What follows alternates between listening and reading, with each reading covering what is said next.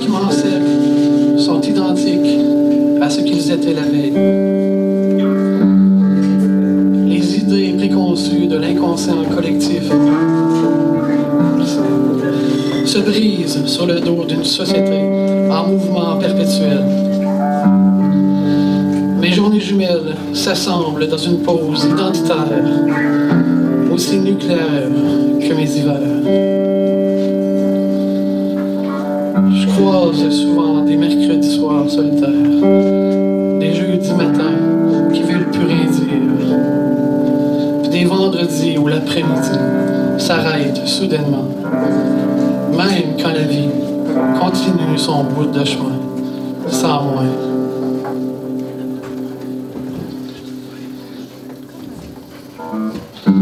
Les partitions sonores qui brillent dans le silence de ton absence sont des parasites malodorants.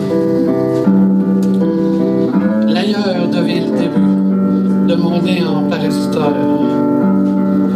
Il n'y a plus de feu pour brûler ma chair. Mon indifférence s'efface dans le cœur d'une époque individualiste. Ma quiétude est silencieuse, puis mon chaos,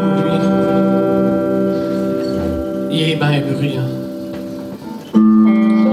Dans mon cœur, il y a des bébites parasites. Dans ma tête, il y a des infections bactériennes.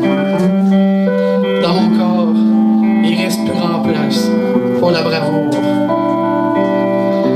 J'ai plein d'équivoques qui traînent sur mes épaules. Puis je mets la faute de ma paralysie viscérale sur des mots meurtris sur le bout de ma langue.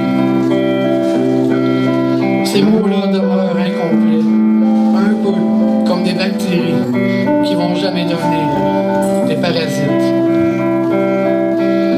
À chaque fois que j'essaie de mettre de l'ordre dans mon désordre, je pense à la fatigue de ton corps, résigné devant le chaos de nos vendredis soirs.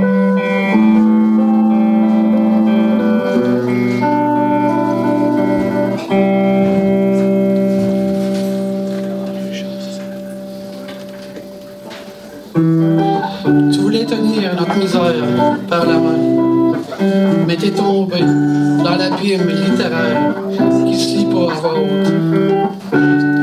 Tu voulais visiter la littérature universelle, mais restreinte de mon existence hebdomadaire. Mais il y avait des parasites magiques dans le désert de mes nuits, sans lumière.